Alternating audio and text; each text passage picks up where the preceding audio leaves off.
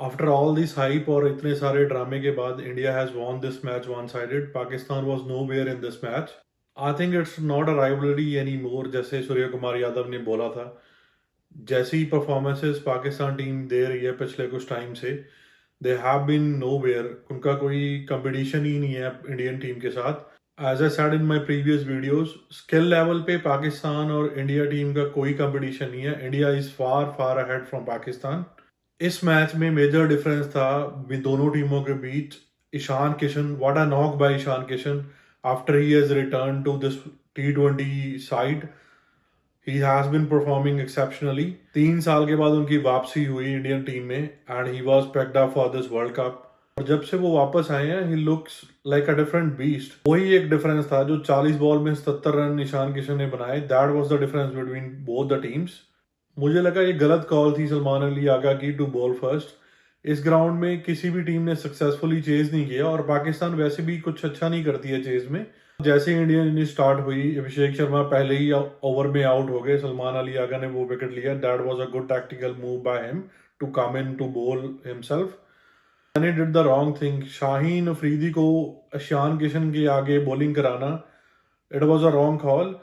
Ishan Kishan left hand fast bowlers को बहुत अच्छा खेलते हैं. उनकी लेफ्ट हैंड फास्ट बॉलर्स के खिलाफ 250 प्लस का स्ट्राइक रेट है. I think Pakistan miss that point. वो जो सिक्स लगाया ईशान किशन ने शाहीन अफरीदी को, वहां से चीजें बदल गई और थोड़ा प्रेशर कम हुआ इंडिया पे और थोड़े नर्व्स भी होते हैं वो सेटल डाउन हुए. और उसके बाद तो एक डिफरेंट लेवल की बैटिंग की ईशान किशन ने. बाकी सारे बैट्समैन इस पिच पे स्ट्रगल कर रहे थे बट ईशान किशन एक अलग तरीके से खेल रहे थे. उनको कोई प्रॉब्लम नहीं हो रही थी किसी भी बॉलर को खेलने में. This pitch was offering a lot to spinners but Pakistan के स्पिनर्स ने एक अच्छी बॉलिंग नहीं की.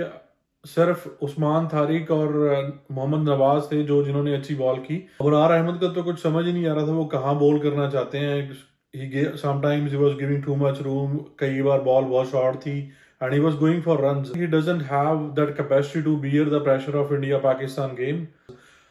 और शताब खान एक ओवर के लिए आए और 4 बॉलें ईशान किशन के लेग स्टंप पे डाल देना या लेग स्टंप के बाहर डाल देना, जहां पे वो बहुत स्ट्रांग है.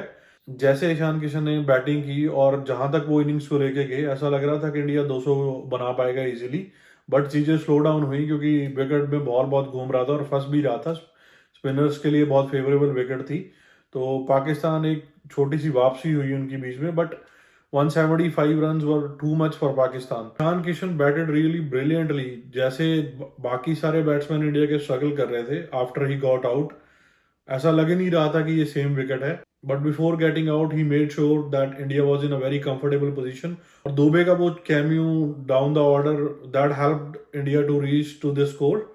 और रिंकू सिंह ने भी आखिरी ओवर में वो एक शाहीन अफरीदी को छक्का लगाया. Shaheen Afridi went for 30 plus run in 2 overs. Shadab Khan ने 17 रन दिए एक ओवर में. अबरार अहमद भी महंगे गए on the wicket. That was favouring spinners. जहां पे कुछ था स्पिनर्स के लिए, Pakistan spinners could not bowl right line and length. ऐसा लग रहा था कि they are feeling the pressure of this India Pakistan game. They were not bowling according to their field और उनके कुछ प्लान्स नजर नहीं आए. They were in pressure. और ईशान किशन की वो इनिंग्स के बाद मुझे लगता है they were in lot of pressure to control the run. और कभी कभार वो थोड़ा ज्यादा अग्रेसिव थे विकेट लेने के लिए. वो गेम को कंट्रोल नहीं कर पाया उस तरीके से. It was brilliant effort from Tilak Varma and Surya Kumar Yadav also. They judged this wicket perfectly. थोड़ा स्लो डाउन किया उस टाइम गेम को और एंड तक लेके गए और बाद में आखिर में जाके एग्रेशन दिखाया. India's performance with the ball was exceptional. और जैसे हार्दिक पांड्या पहले ओवर स्टार्ट किया, wicket maiden, it was nothing short from Sahibzada Farhan. और सेकंड ओवर में जसी बूम बूम बुमराह एक बहुत अच्छी बॉल की शाही महबूब को का विकेट लेने के लिए और फिर सलमान अली आगा आउट हुए लास्ट बॉल पे. जब पाकिस्तान 13 पे 3 हो गया था 2 ओवर के बाद, तो आज they were already out of the game.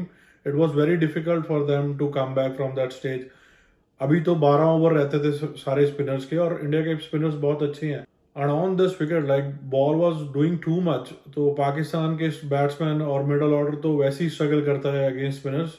तो it was matter of time and that happened. Pakistan lost this match by 61 runs and it was one sided match. India won this match easily and India has also qualified for super 8. बहुत अच्छा match था ये India के लिए.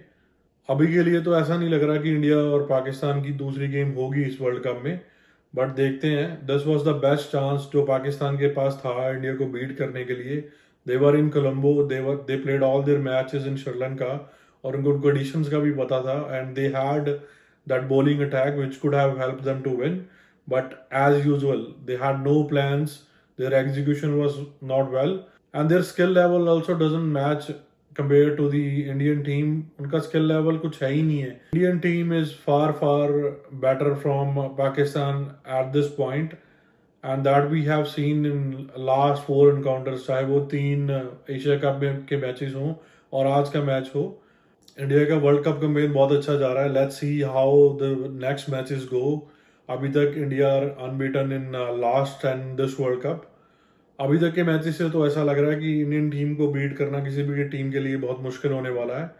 Let's see अगले match कैसे जाते हैं. सुपर 8 वाले मैच देखने के में इंटरेस्टेड होंगे. वहाँ पे कुछ कंपटीशन देखने को मिलेगा from other teams. Best of luck to team India for the next matches, और मिलते हैं फिर नेक्स्ट वीडियो में.